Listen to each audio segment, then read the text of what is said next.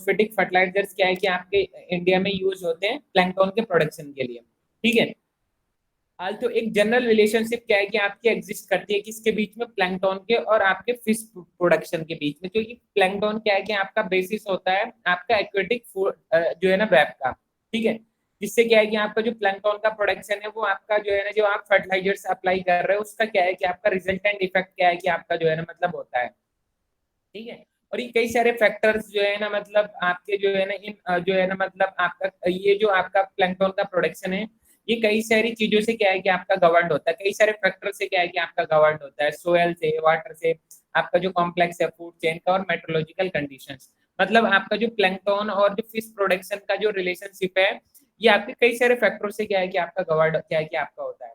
इसके साथ साथ क्या है कि जब आप फर्टिलाइजर्स का जुडिशियल क्या है कि आप जो है ना मतलब एप्लीकेशन करते हो फिश पॉन्ड में, ठीक है, तो आपका जो फिश प्रोडक्शन है वो क्या है कि आपका बढ़ जाता है आपकी कंट्रीज में। मतलब आप जुडिशियली क्या है कि आप फर्टिलाइजर्स को क्या है कि रिक्वायर्ड क्वांटिटी जितनी है उसमें क्या है कि आप अप्लाई करो तो आपका जो फिश प्रोडक्शन है कंट्रीज का वो क्या है कि आपका रेज हो जाता है, वो बेनिफिशियल भी क्या है कि आपका होता है। ठीक है। तो copper, zinc, manganese, cobalt, boron, molybdenum ये आपके माइक्रो न्यूट्रिएंट है। इनको जो है ना छोटी क्वांटिटीज में क्या है कि इनकी जो है ना जरूरत होती है प्लैंकटन के प्रोडक्शन के लिए। अब नेक्स्ट हम बात करेंगे micro nutrient role in aquaculture. मतलब माइक्रो न्यूट्रिएंट का रोल क्या है एक्वाकल्चर में ना, तो जैसे जिंक, कोबाल्ट, मैग्नीज और कॉपर ये एक सिग्निफिकेंट रोल क्या है कि आपका एक्वाकल्चर में क्या है कि आपका प्ले करते हैं। तो सबसे पहले हम जिंक की क्या है कि जो है ना मतलब बात करेंगे, तो आपका जो इसेंशियल फंक्शन है जिंक का लिविंग ऑर्गेनिज्म में वो is based on its role. ठीक है, उसके रोल के बेस पे, और वो क्या है कि एक तरीके से इंटीग्रल पार्ट है आपके जो है ना बहुत सारे मेटोलो एंजाइम्स का। और ठीक है, वो एक तरीके से क्या है कि आपका कैटलिस्ट की तरह भी क्या है कि आपका काम करता है और बहुत सारी एक्टिविटीज को क्या है कि आपका रेगुलेट करता है जो आपकी स्पेसिफिक जी डिपेंडेंट एंजाइम्स है। जैसे आपका कार्बोनिक एनहाइड्रेस, एल्कालाइन फोस्फेटेस और आपका एल्किलोनेट डिहाइड्रेस, ये आपके एंजाइम्स हैं। इनकी एक्टिविटी को आपका जो है ना, ये आपके जो एंजाइम्स है ये जिंक डिपेंडेंट क्या है कि आपके एंजाइम्स है। तो इनकी एक्टिविटीज को आपका जो जिंक एलिमेंट है वो क्या है कि आपका रेगुलेट क्या है कि आपका करता है। ठीक है। तो आपका जो जिंक है वो आपकी फिश की ग्रोथ के लिए बहुत ज्यादा हाईली बेनिफिशियल है, सिल्वर कार्प की ग्रोथ के लिए बेनिफिशियल है, कतला की ग्रोथ के लिए क्या है कि आपका बेनिफिशियल है। तो जो रिकमेंडेड डोज होती है आपकी, यार रुको इसको अंदर कर।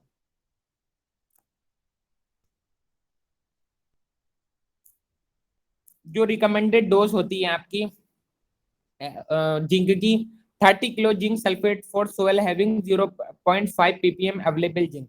मतलब क्या है कि अगर आपकी कोई सोयल है उसमें क्या है कि जो है ना अगर जिंक की कंसेंट्रेशन 0.50 ppm है तो आप 30 किलो क्या है कि जो है ना जिंक का इस्तेमाल कीजिएगा, जिंक सल्फेट का।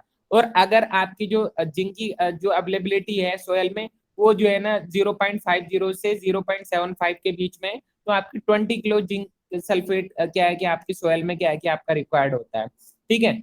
और अगर 10 kilo zinc sulphate per hectare per year for the soil, मतलब क्या है कि अगर आपकी जो परसेंटेज है वो जो है ना जिंक की अगर सोयल में 0.75 से 1 ppm है, तो आपका 10 किलो क्या है कि आपका जिंक क्या है कि आपका रिक्वायर्ड हो, जिंक सल्फेट आपका सोयल में रिक्वायर्ड होगा। तो जैसे जैसे जिंक की अवेलेबिलिटी सोयल में बढ़ रही है तो आप जो जिंक सल्फेट अप्लाई कर रहे हो वो क्या है कि आपका रिड्यूस क्या है कि आपका हो रहा है।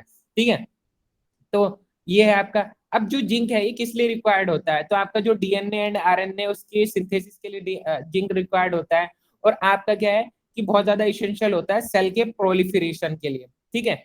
अब ये आपका इसेंशियल होता है आपके वाइटल स्ट्रक्चर्स के लिए और आपकी कैटालिटिक इंपॉर्टेंस के लिए in more than 300 proteins that play important role in precision growth. ठीक है।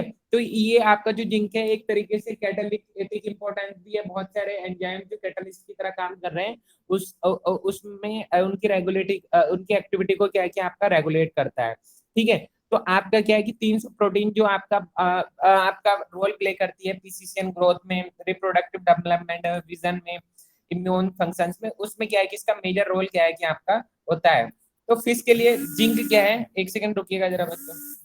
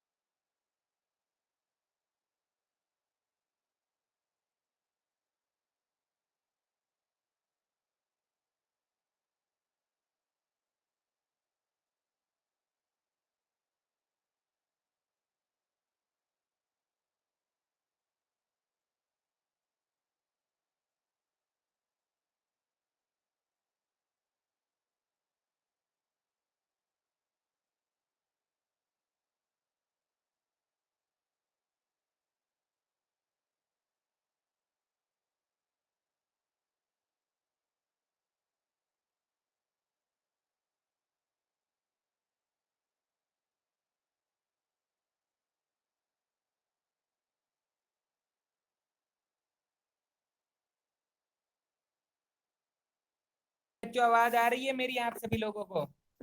मेरी मीटिंग लीव हो गई थी एक्चुअली में। जी बच्चों।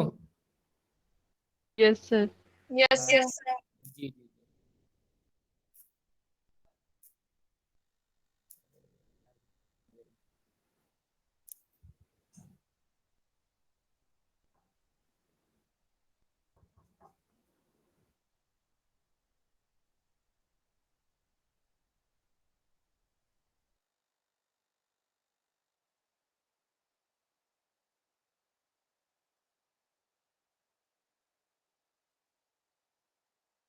जी बच्चों, मेरी आवाज आ रही है आप सभी लोगों को? Yes sir.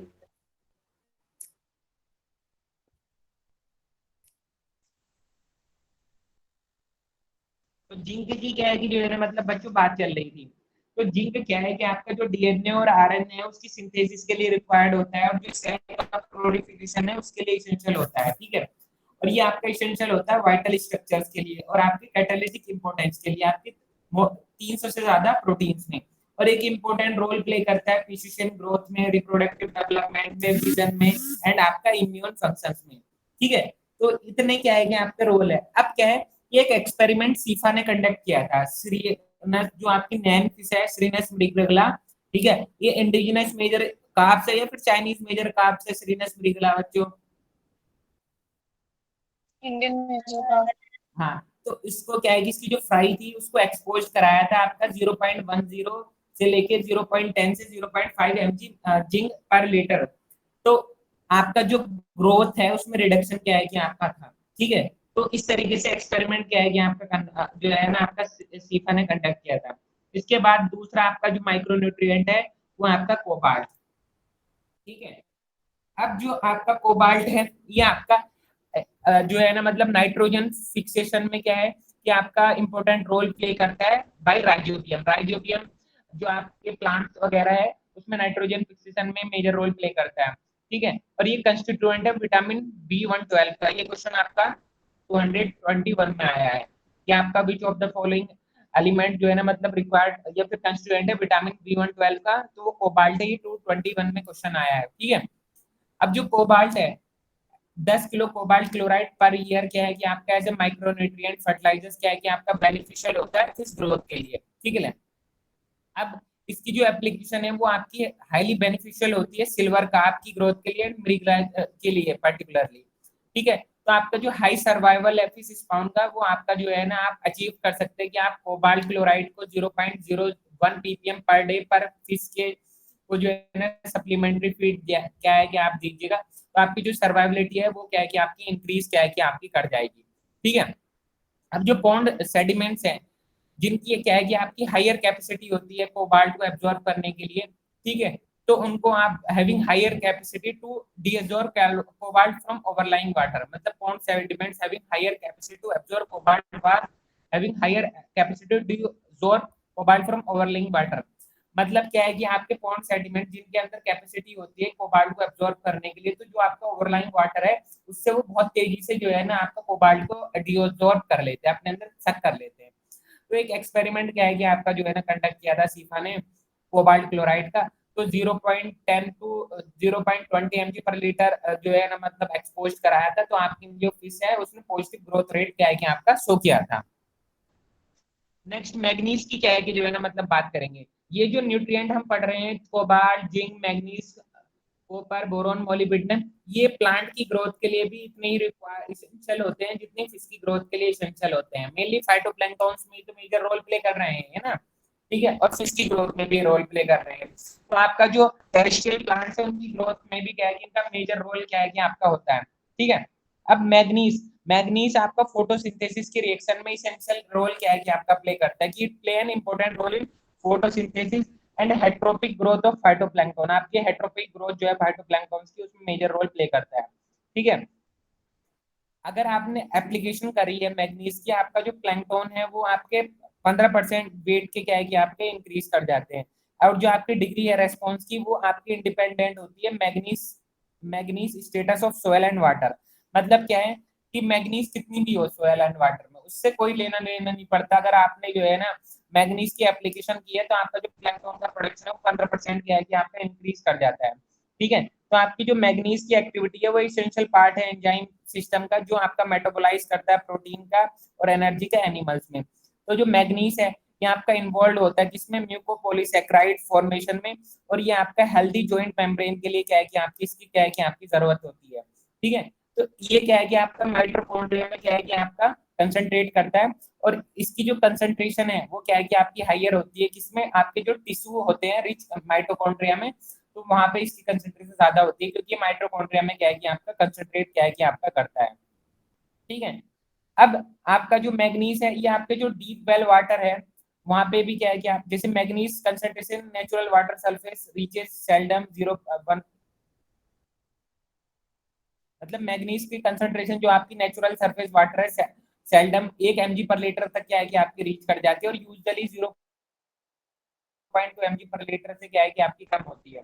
लेकिन अगर आप सी वाटर की बात करोगे तो 2 mg मैग्नीज पर लीटर क्या है कि आपका सी वाटर में क्या है कि आपका होता है, क्योंकि वो आपके जो साल्ट रेस्पॉन्सिबल होते हैं सैलिनिटी में, उसमें क्या है कि आपका वो जो है ना मतलब होता है। तो आपके जो मैग्नीज है वो आपके इसेंशियल होते हैं किसके लिए, आपके जो एक्वेटिक एनिमल्स हैं उनकी ग्रोथ के लिए, but at same time higher concentration अगर मैग्नीज की होगी तो ये आपके एक्वेटिक ऑर्गेनिज्म के लिए टॉक्सिक भी क्या है कि आपके हो जाते हैं।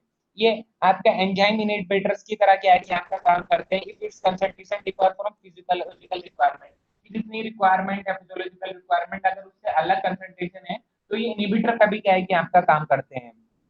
ठीक है, तो एक टॉक्सिक इफेक्ट भी क्या है कि आपका इनका जो है ना मतलब होता है। तो सीफा की यहाँ जो है ना मतलब बात की गई है, सीफा ने आपका जो मैक्रोबियम रोशनबर्गी था उसके ज्वाइन आयल को एक्सपोज कराया था 0.3 mg/लीटर टोटल मैग्नीज से, तो उसमें ग्रोथ में क्या है कि आपका रिडक्शन देखने के लिए क्या है कि आपका मिला था। नेक्स्ट हम बात करेंगे कॉपर की। तो कॉपर क्या है कि आपका कॉमनली अप्लाइड करते हैं एक्वाकल्चर प्लांट में एल्गल ब्लूम्स को कंट्रोल करने के लिए। तो जैसे आप कॉपर का साइमिजीन का इस्तेमाल करते हैं ना एल्गल ब्लूम को कंट्रोल करने के लिए, ठीक है, ऑर्गेनिज को कुल करने के लिए। ये एक ऑडरस कंपाउंड है जो रेस्पॉन्सिबल होता है ऑफ फ्लेवर, जो आपका फिश और श्रिम्प में ऑफ फ्लेवर होता है। तो डिजीज को कंट्रोल करने के लिए कॉपर सल्फेट का क्या है कि हम इस्तेमाल करते हैं। अब जैसे आप कॉपर जो आप अप्लाइड करते हो तो जो बॉटम का सेडिमेंट है उसको क्या है कि आपका एब्जॉर्ब कर लेता है। तो एक स्टडी क्या है कि आपकी यहाँ पे की गई थी, आपका जो डिफरेंट फॉर्म है बॉटम मड रिबिल्ड की, जो आपकी मेजोरिटी है कॉपर की, जिसके अंदर सिलिकेट के मिनरल्स क्या है कि आपके होते हैं। ठीक है, तो ये है आपका। अब जैसे हम यहाँ पे बात करेंगे कॉपर क्या है कि एक तरीके से कोफैक्टर की तरह क्या है कि आपका एक्ट करता है कई सारे की प्रोटीन्स के लिए। ठीक है, तो as with iron copper flexible redox state play vital role in cellular respiration. आपका जो कॉपर है सेलुलर रेस्पिरेशन में एक रोल प्ले करता है साइटोक्रोम सी ऑक्सीडेज के साथ। ठीक है, और एक इम्पोर्टेंट है कॉपर प्रोटीन। तो कॉपर क्या है कि आपका इसेंशियल एलिमेंट्स है डेली रिक्वायरमेंट की फिश के लिए। ठीक है, कि आपको 1 से 4 mg पर कॉपर एक ड्राई मास के जो है ना उसको रिक्वायर्ड क्या है कि आपका ही होता है। और हाइयर क्वांटिटीज में अगर कॉपर जो है ना आपके फीड में होता है तो टॉक्सिसिटी भी क्या है कि आपका क्रिएट कर देता है। तो सीफा ने एक एक्सपेरिमेंट किया था नैन की फ्राई के साथ, तो उसको 0.10 mg/लीटर से जो है ना मतलब एक्सपोज कराया था, तो ग्रोथ में क्या है कि आपका रिडक्शन क्या है कि आपका शो हुआ था। ठीक है, तो ये क्या है कि हमने यहाँ पे इसको पढ़ा। नेक्स्ट हम जो है ना आगे बढ़ते हैं। जो फैक्टर रेस्पॉन्सिबल होते हैं माइक्रोन्यूट्रिएंट की अवेलेबिलिटी के लिए, तो जैसे वाटर पीएच, एल्कलिनिटी और हार्डनेस, और डिसॉल्व मैटर और pond sediment pH, redox potential, ये आपके सिग्निफिकेंट रोल प्ले करते हैं किसमें, आपकी अवेलेबिलिटी या फिर जो आपके अपटेक है माइक्रोन्यूट्रिएंट की फिश की बाय फिश। मतलब जो आपके फिश जो माइक्रोन्यूट्रिएंट की अवेलेबिलिटी और आपके के लिए जो है ना मतलब रेस्पॉन्सिबल है, उसमें क्या है कि इनका मेजर रोल क्या है कि आपका होता है। ठीक है, तो fish quality react with micronutrient जैसे zinc, cobalt, copper, manganese addition as a micronutrient fertiliser in fish pond. मतलब क्या है कि इनको जो है ना आप एज ए माइक्रोन्यूट्रिएंट क्या है कि आप अप्लाइड करते हो फिश पॉन्ड में। ठीक है, ये आपकी फिश पॉन्ड में अगर आपने अप्लाई किया तो इनकी जो कंसंट्रेशन है फिश मसल्स में इंक्रीज क्या है कि आपकी नहीं करती है। तो they were increase concentration of this nutrition in the liver, kidney और गिल्स, बट लेकिन फिश मसल्स में इनकी कंसंट्रेशन इंक्रीज नहीं करती है। लेकिन ये आपकी इनकी कंसंट्रेशन लीवर, किडनी, गिल्स में क्या है कि आपकी इंक्रीज क्या है कि आपकी जो है ना मतलब कर जाती है। ठीक है, अगर आपने इसको सही लेवल से क्या है कि आपका माइक्रोन्यूट्रिएंट को अप्लाई किया जुडिशियस एप्लीकेशन की, तो आपके जो स्पाउन की सर्वाइबिलिटी है वो इंक्रीज कर जाती है, फिश प्रोडक्शन क्या है कि आपका इंक्रीज कर जाता है। ठीक है। तो fish pond fertilization schedule micro nutrient क्या है कि आप इंक्लूड करोगे इसमें आपके मेजर न्यूट्रिएंट के साथ, वो ऑप्टिमम फिश प्रोडक्शन के लिए क्या है कि आपके होते हैं। नेक्स्ट सस्टेनेबल पॉन्ड प्रोडक्टिविटी की जो है ना मतलब हम बात करेंगे, तो सबसे पहले न्यूट्रिएंट रिमूवल की क्या है कि जो है ना हम यहाँ पे बात करेंगे, ठीक है।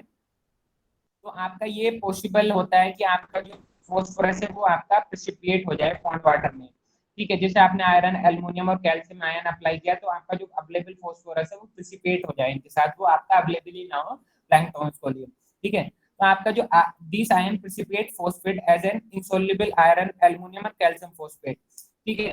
तो ये आपके फॉस्फेट को जो है ना प्रेसिपिएट कर देता है एज आयरन और एल्युमिनियम और कैल्शियम फॉस्फेट। तो जैसे आप एलएम है, ठीक है, या फिर आपके फेरिक क्लोराइड है, ये कॉमर्शियली अवेलेबल सोर्सेज होते हैं एलएम के और आयरन के रेस्पेक्टिवली, ठीक है। तो आपके जो एलएम है ये लो प्राइस होते हैं और ये वाइडली अवेलेबल होते हैं फेरिक क्लोराइड से, ठीक है। तो जैसे जिप्सम की बात कर रहे हैं, तो ये अच्छा सोर्स माना जाता है कैल्शियम का, ठीक है। और ये मोर सोल्यूबल होता है लाइमिंग मटेरियल से, ठीक है। तो जैसे आप ट्रीटमेंट करते हो 20 से 30 mg पर लीटर एलएम का, ठीक है, या फिर 100 से 20 mg जिप्सम पर लीटर का, तो आपका जो फॉस्फोरस की कंसंट्रेशन है पॉन्ड वाटर में वो क्या है कि आपकी घट जाती है, ठीक है। तो आपका जो एलएम है वो एसिडिक होता है और वो आपका मोर सुटेबल होता है जब जो है ना मतलब जब यूज करने के लिए जब वाटर की एल्कलिनिटी क्या है कि आपकी 500 mg पर लीटर से ज्यादा हो, ठीक है। अब जिप्सम आपका तब यूज होता है जब एल्कलिनिटी आपकी लो है, ये याद रखना कि LM is used when alkalinity is greater and gypsum is used when alkalinity is lower, ठीक है। इसका क्या है कि जरूर याद रखना कि आपका जिप्सम और एलएम क्या है कि आपका कब कब क्या है कि आपका इस्तेमाल क्या है कि आपका हो रहा है। नेक्स्ट हम बात करेंगे फाइटोप्लैंक्टन्स के रिमूवल्स की, ठीक है। तो एल्गीसाइड्स क्या है कि आप यूज करते हो फाइटोप्लैंक्टन्स को की एविडेंस को इंटेंसिव फिश कल्चर में रिड्यूस करने के लिए। कॉपर सल्फेट भी क्या है कि आपका रिकमेंडेड होता है फाइटोप्लैंक्टन की एविडेंस को रिड्यूस करने के लिए, या फिर ब्लू ग्रीन्स की एविडेंस को रिड्यूस करने के लिए। तो आपकी जो यूजुअल रिकमेंडेशन है is to apply dose of copper sulphate, कि आपको कॉपर सल्फेट की डोज क्या है कि आपको अप्लाई करनी होती है, ठीक है, equal to 1/100 of total alkalinity. तो इस डोज आप जो है ना मतलब रिकमेंडेड करते हैं कॉपर सल्फेट की एल्गल ब्लूम्स को रिड्यूस करने के लिए, ठीक है। तो जो बेस्ट अप्रोच होता है फाइटोप्लैंक्टन्स की ब्लूम्स को कंट्रोल करने के लिए कि आपका जो न्यूट्रिएंट इनपुट्स है उसको रेगुलेट करें, मॉडरेट स्टॉकिंग कीजिएगा, फीडिंग जो है ना आप ज्यादा मत कीजिएगा, और फिजिबल यूज कीजिएगा एलम का और जिप्सम का, ठीक है। तो एलम और जिप्सम अगर फिजिबल यूज होगा तो आपका जो अवेलेबल फॉस्फोरस है जो एल्कल ब्लूम्स के लिए रेस्पॉन्सिबल है वो क्या है कि आपका प्रेसिपिटेट क्या है कि आपका हो जाएगा।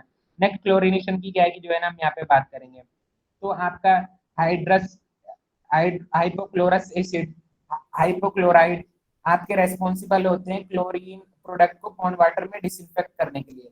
लेकिन आपका जो क्लोरिनेशन है वाटर का जिसके अंदर आपका जो है कंटेनिंग फिश और प्राउन क्या है कि आपका डेंजरस होता है और आपका अनबेनिफिशियल होता है। मतलब जैसे मैंने बताया था ना कि आप टैप वाटर का इस्तेमाल नहीं कर सकते जो घर में आपका म्युनिसिपालिटी की टंकियों से आता है, क्योंकि वो क्या है कि डेंजरस होता है क्योंकि उसके अंदर क्लोरीन क्या है कि आपका होता है। लेकिन ये पॉसिबल है कि आप जो एम्प्टी पॉन्ड है उनके बॉटम्स को क्या है कि आप डिसइंफेक्ट कर लो, ठीक है। या फिर वाटर जो आपके newly filled but unstock pond by applying chlorine product, कि आपका जो वाटर है न्यूली फिल्ड पॉन्ड है अनस्टॉक पॉन्ड है उसमें आप उसको डिसइंफेक्ट करने के लिए क्या है कि आप इसको जो है ना मतलब आप इस्तेमाल कर सकते हो, ठीक है। और जब अगर आपने इसको इस्तेमाल कर दिया तो स्टॉकिंग से पहले क्लोरीन जो आपने इस्तेमाल करी उसको डिटॉक्सिफाई करना भी क्या है कि आपका जरूरी क्या है कि आपका होता है, ठीक है। नेक्स्ट वाटर एक्सचेंज की क्या है कि जो है ना हम बात करेंगे। जैसे वाटर एक्सचेंज कई चीजों से क्या है कि आपका जो है ना मतलब रेस्पॉन्सिबल होता है।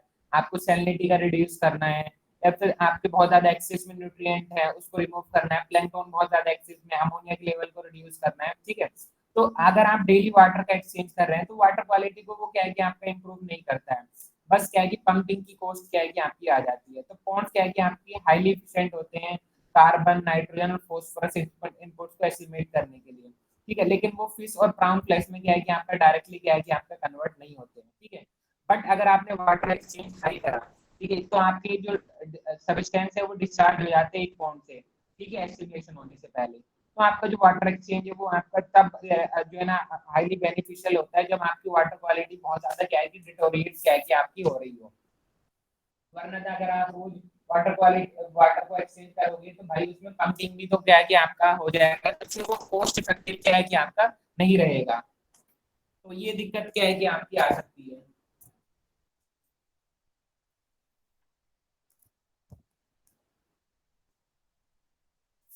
जी बच्चों, मेरा एक क्वेश्चन आप ये बताइएगा कि आपका जो ये है क्या नाम, पहला मरीन प्रोटेक्टेड एरिया कहाँ है, first marine protected area of the world?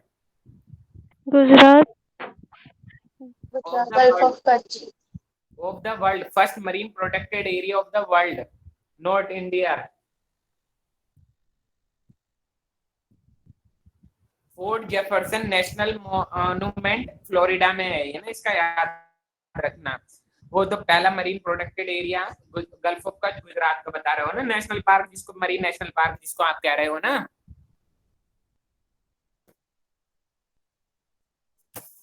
Yes sir. उसका ध्यान रखना, ठीक है। अब अमोनिया टॉक्सिसिटी क्या है कि आपका जो है ना इन एक्वा फार्मिंग, तो आपका पॉन्ड्स में अमोनिया आता कहाँ से, उसकी सोर्स क्या कहाँ से है? जैसे फिश का एक्सक्रीशन से, क्रस्टेशियंस के एक्सक्रीशन से, माइक्रोबियल डिकम्पोजिशन से, सप्लीमेंट्री फीड से आपका अमोनिया पॉन्ड में आता है, ठीक है। तो आपका जो अमोनिया है फिश और क्रस्टेशियन एक्सक्रीशन से, ठीक है।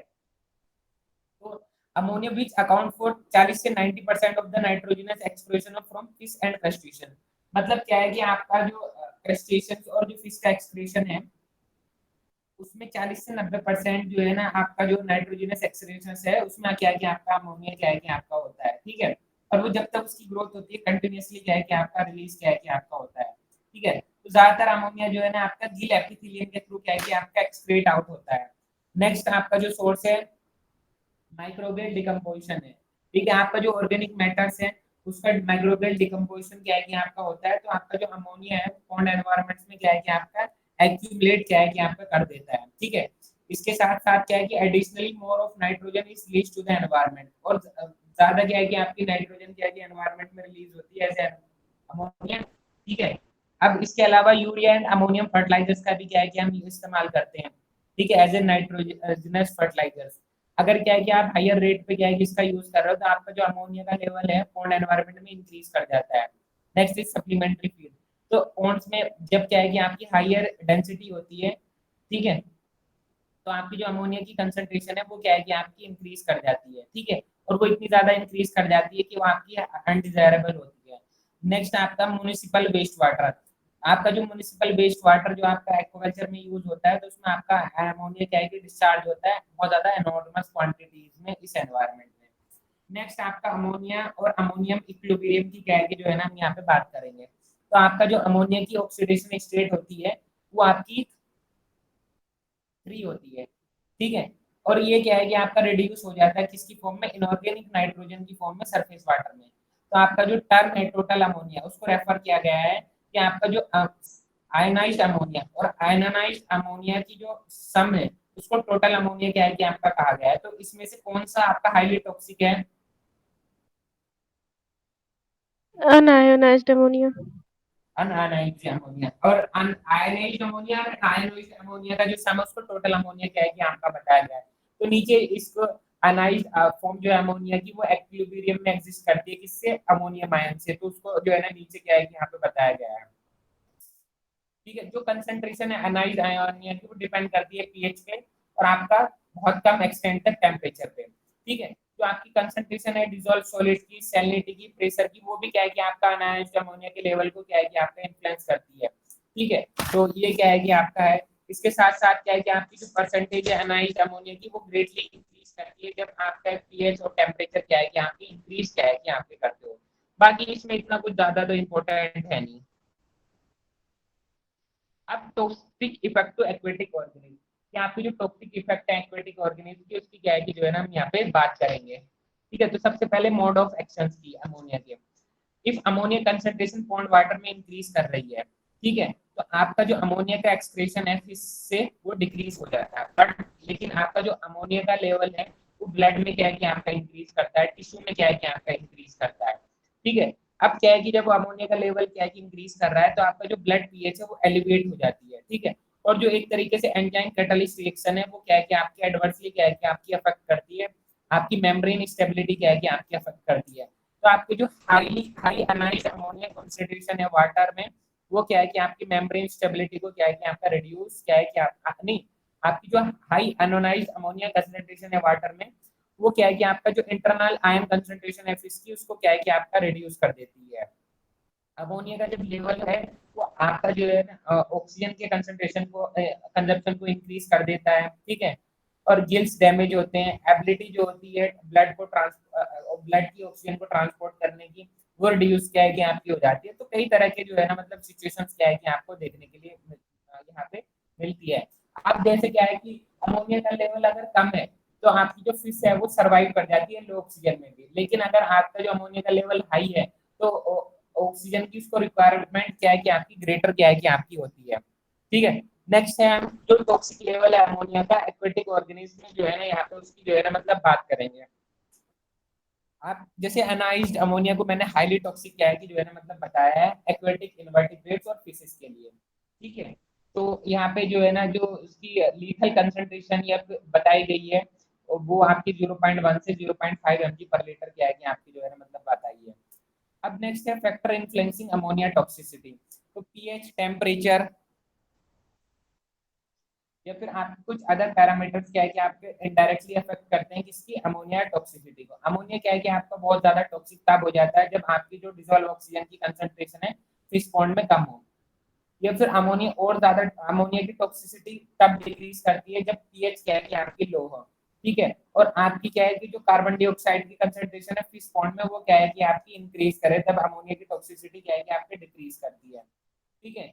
टॉक्सिसिटी जो है आपकी अमोनिया की डिक्रीज करती है जब आप जो कंसंट्रेशन है कैल्शियम की वो क्या है कि स्लाइटली क्या है कि आप हाई कर दो, तो आपकी टॉक्सिसिटी अमोनिया की डिक्रीज तब करेगी। तो अमोनिया बहुत ज्यादा टॉक्सिक तब होता है जब ऑक्सीजन कम हो। अमोनिया की टॉक्सिसिटी डिक्रीज तब होती है जब पीएच कम हो और आपका जो कार्बन डाइऑक्साइड की कंसंट्रेशन है इस पॉइंट में वो इंक्रीज करे। टॉक्सिसिटी जो है आपकी अमोनिया की वो डिक्रीज करती है जब आपका जो कैल्शियम है वो उसकी कंसंट्रेशन क्या है कि आपकी हाई हो। अब यहाँ पे कुछ मेजर्स की क्या है कि जो है ना यहाँ पे बात की गई है कि how to control ammonia toxicity, कि आप वाटर का एक्सचेंज करो तो अमोनियम कंसंट्रेशन फिश और श्रिम्प पॉन्ड में रिड्यूस हो जाती है। या फिर आपका एक डी और बेस होता है, यहाँ पे एक प्लांट से बनता है, इसको जरूर याद रखना, ये इंपॉर्टेंट है कि डी और बेस है ये आपका बनता है किससे, प्लांट से, यक्का सैडिगिरिया से, extract with a major active ingredient and glyco component as ammonium binding agent can remove ammonia. ये आपका अमोनिया को क्या है कि आपका रिमूव कर देता है, ये मेजर एक्टिव इंग्रेडिएंट है और एक ग्लाइको कंपाउंड है as a ammonium binding agent, ये अमोनिया को रिड्यूस कर देता है, इसको जरूर याद रखना। फॉर्मेलिन भी क्या है कि आपके फिश पॉन्ड में आपका अमोनिया को रिड्यूस करती है। जियोलाइट्स एक सेलेक्टिव जो है ना कैटलिस्ट होते हैं, ये एक तरीके का अल्मोस्ट सिलिकेट मिनरल्स है, इसके अंदर आयन एक्सचेंज प्रॉपर्टीज होती है, अमोनिया को क्या है कि आपका एब्जॉर्ब कर लेता है। आपके जो हाई क्वालिटी फीड है उसके अंदर क्या है कि कोई जो है ना नाइट्रोजन क्या है कि आपकी नहीं होती है, ठीक है। तो ये है। अब जो आपकी एक्सेस टाइमिंग है वो क्या है कि आपको जो है ना मतलब अवॉइड करनी चाहिए, क्योंकि वो पीएच को क्या है कि आपका बढ़ा देती है और हाई पीएच आपके अमोनिया की टॉक्सिसिटी को क्या है कि आपका फेवर करती है, ठीक है। और आपको जो श्रिम्प और फिश प्रोडक्शन है उसको मॉडरेट लेवल तक क्या है कि आपको मेंटेन क्या है कि आपको रखना है। एक प्रॉपर पॉन्ड मैनेजमेंट प्रैक्टिसेस जैसे fertiliser, liming, aeration, water exchange, bottom soil drying, oxidation, ये क्या है कि आपकी कुछ की हैं जो आपकी सॉइल एंड वाटर क्वालिटी जो है आपकी पॉन्ड की उसको इंप्रूव करती है, वॉल्यूम को रिड्यूस करती है, और जो आपका पोल्यूशन है, पोटेंशियल है पॉन्ड इफ्लुएंट का, उसको क्या है कि आपका रिड्यूस क्या है कि आपका करती है। तो जो बेस्ट मेथड है सोयल को प्रिवेंट करने के लिए और वाटर क्वालिटी प्रॉब्लम जो है आपके एक्वाकल्चर पॉन्ड में, वो क्या है कि आपका एक साइट को सेलेक्ट करती है और एक अच्छी सोयल क्या है कि आपकी होती है with adequate supply of high quality water and to maintain moderate level of prawn and fish production. तो इस तरीके से क्या है कि आपका जो बेस्ट मेथड होता है सोयल वाटर क्वालिटी को प्रॉब्लम्स को जो है ना मतलब प्रिवेंट करने के लिए एक्वाकल्चर में, कि आपको एक तो अच्छी साइट सेलेक्ट करनी है, अच्छी सोयल सेलेक्ट करनी है, अच्छी क्वालिटी का वाटर सेलेक्ट करना है, और मॉडरेट लेवल क्या है कि आप हाईली इंटेंसिव जो है ना मत कीजिएगा, तो उससे भी दिक्कत होती है। तो अगर ये आपने कर दिया तो लाइनिंग, फर्टिलाइजेशन, एरिएशन क्या है कि आपका जो soil and water quality imbalance है उसको क्या है कि आपका प्रिवेंट क्या है कि आपका कर देता है, ठीक है। इसके साथ साथ क्या है कि जो आपका सेडिमेंटेशन बेसिन है वो भी क्या है कि आपको जरूरत होती है आपके पॉन्ड को जो है ना मतलब क्लीन करने से, वाटर एक्सचेंज क्या है कि आपको क्रिटिकली क्या है कि आपको करना है। इंटेंसिव एक्वाकल्चर पॉन्ड में आपको जो बॉटम सोयल है उसको आपको ट्रीट करना है, ड्राइंग करनी है, लाइनिंग करनी है, क्रॉप के बीच में फॉस्फोरस का प्रिडिसिपेशन क्या है कि आपको करना है, ठीक है, कि आपका एक्सेस फॉस्फोरस भी प्रॉब्लम काउज कर देता है। टर्बिडिटी को रिमूव करना है, बॉटम सॉइल का ऑक्सीडेशन कराना है, सोडियम नाइट्रेट्स क्या है कि आपका बेनिफिशियल क्या है कि आपका होता है। प्रॉपर पॉन्ड मैनेजमेंट अगर आप कर रहे हो तो ये आपकी की होती है एक्वाकल्चर की सस्टेनेबिलिटी की। और आपका जब सस्टेनेबिलिटी क्या है कि आपकी पॉन्ड एक्वाकल्चर की एनहांस करती है, तो आपकी वाटर क्वालिटी और सॉइल क्या है कि आपकी इंप्रूव करती है, और जो वॉल्यूम में पोटेंशियल वॉल्यूम है पोल्यूशन पोटेंशियल का पॉन्ड फ्लैंट का, वो भी क्या है कि आपका रिड्यूस क्या है कि आपका हो जाता है। एक प्रॉपर प्रोसीजर आप पॉन्ड मैनेजमेंट का क्या है कि आप अपनाइएगा तो आपकी जो एनवायरमेंटल कंडीशंस है वो क्या है कि आपकी इंप्रूव कर जाती है, सस्टेनेबिलिटी क्या है कि आपकी इंप्रूव करती है, और प्रॉफिट भी क्या है कि आपका इंप्रूव क्या है कि आपका करता है। तो ये हमने क्या है कि एक तरीके से जो soil and water quality management है एक्वाकल्चर का, उसकी क्या है कि जो है ना हमने बात की। ठीक है, अब नेक्स्ट क्वेश्चन मुझे आप ये बताइएगा कि आपकी जो टाइबिटीनियन स्नो ट्राउट है, ये यूरीथर्मल स्पीसीज है या फिर स्टियोनोथर्मल स्पीसीज है? Stenothermal. Stenothermal. Eastern brook trout and brown trout are stenothermal, Schizothorax richardsonii steno. And Barilius bendelisis ये यूरीथर्मल क्या है कि आपकी स्पीसीज क्या है कि आपकी है। ठीक है, तो इसका क्या है कि जो है ना आप जो है ना याद रखना है। आपकी जो खजान लैंड है वो कौन से स्टेट में फेमस है? गोवा। खजान गोवा। गोवा। और खारलैंड कर्नाटका। कर्नाटका। कर्नाटका। और भोकाली का तो पता ही होगा, केरलैंड वेस्ट बंगाल, भोकाली वेस्ट बंगाल। और आपकी जो है ना मतलब एक तरीके से भोकाली में जो आपकी एक राइस की जो है ना मतलब वैरायटी क्या है कि आपकी कल्चर की जाती है। तो आपकी जो कोकाली है वो एक तरीके से राइस की जो वैरायटी है वो आपकी हाई सैलिडिटी को टॉलरेट कर देती है। कोकाली एक तरीके से एक्चुअली राइस की वैरायटी है ना, तो इसलिए इसका नाम कोकाली फील्ड्स क्या है कि जो है ना मतलब रखा गया है। ठीक है, हरियाणा जो स्टेट है उसकी जो स्टेट फिश है उसका नाम क्या है बच्चों? Calbasu. Calbasu is the correct answer. हाँ, नेक्स्ट क्वेश्चन है साइक्लोमॉर्फोसिस कौन शो करते हैं? रोटीफर्स, क्लेडोसोरंस, डेफनिया, बोथ नहीं daphnia, A and B. First option is rotifers, second is आपका क्लेडोसोरंस, थर्ड इज आपका डेफनिया, फोर्थ इज आपका A and B option is correct.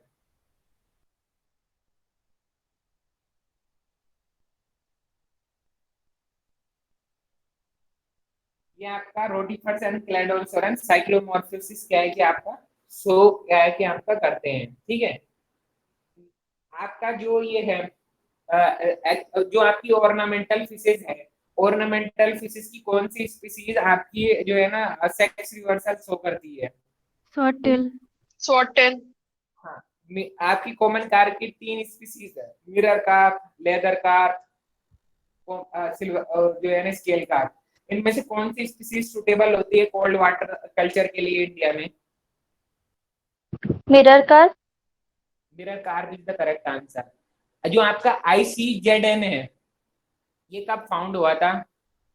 ICZN 1895। 1895। अगर आपको ना डिफरेंट जो आपके थीसिस कब इंट्रोड्यूस हुई थी और आपका कौन सी डेट में कौन सा इवेंट क्या है कि आपका हुआ था ना फिशरीज से रिलेटेड, अगर उसके नोट्स चाहिए तो दो तीन बच्चों को मैंने दे भी रखे हैं, जिनके पास नहीं है तो वो मुझे टेलीग्राम पे मैसेज करें कि सर मुझे वो वाले नोट्स भेज दो, मैं उसके नोट्स क्या है कि आपका जो है ना भेज दूंगा। आपका जो वर्ल्ड फिश प्रोडक्शन है उसमें से कितना प्रोडक्शन आपका नॉन फूड यूजेस के लिए क्या है कि आपका यूज होता है?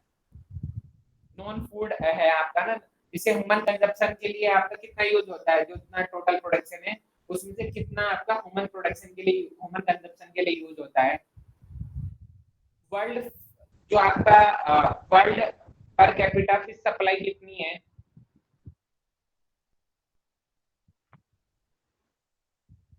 World per capita fish supply आपकी 20.5 kg, और जो ह्यूमन कंजप्शन है वो 156.4 मिलियन मेट्रिक टन है, और जो नॉन फूड यूजेज है वो आपका 22 मिलियन मेट्रिक टन है। इसका बच्चों याद रखिएगा आप सब लोग ना।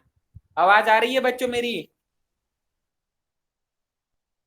जी बच्चों, यस सर। हाँ इसका क्या है कि आप याद रखिएगा ना। WWF की कोई फुल फॉर्म बता सकता है? जैसे IUCN का मैंने पूछा, IUCN की फुल फॉर्म बताओ ना पहले। International IUCN code of zoological IUCN international code 1895 international code for code zoological nomenclature. IUCN बेटा, IUCN, ICZM नहीं पूछ रहा हूँ ना मैं। अच्छा सर। IUCN, आप जूलॉजी वाले की बताने लग गए जो 11th यस क्लास सर, के ICZ। 11th क्लास के एनसीईआरटी में लिखी रहती ना वो बता रहे हो आप। IUCN is international union for conservation of nature, इसका याद रखिएगा ना। IUCN international union for conservation of nature and nature. Natural resource. हाँ, नेचुरल एंड नेचुरल रिसोर्स। जो स्क्यूबा होता है ना, स्क्यूबा, उसकी कोई फुल फॉर्म बता सकता है? स्क्यूबा जो आपका एक वो होता है ना, जैकेट टाइप की होती है, पूरा वही होता है जिसको जो है ना आदमी उसके अंदर जाके जो है ना रेस्पायर कर लेता है ना एक्वेटिक वाटर के अंदर।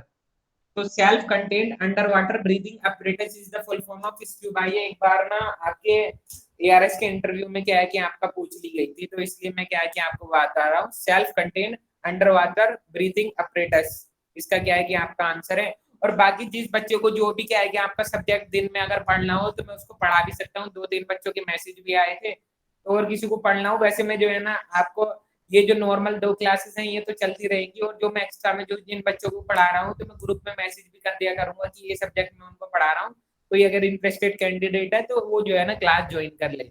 लेकिन मैं कुछ नया नहीं पढ़ाऊंगा उनको ना, पर्टिकुलर अगर 2-2-3 दिन बच्चों को पढ़ा रहा हूँ तो उनको मैं सिर्फ पीछे की जो चीजें रिवाइज जिनकी छूट गई हैं या फिर नहीं कर पाए, वो लेट ज्वाइन करा, तो उनको ही मैं वो क्या है कि करा रहा हूँ।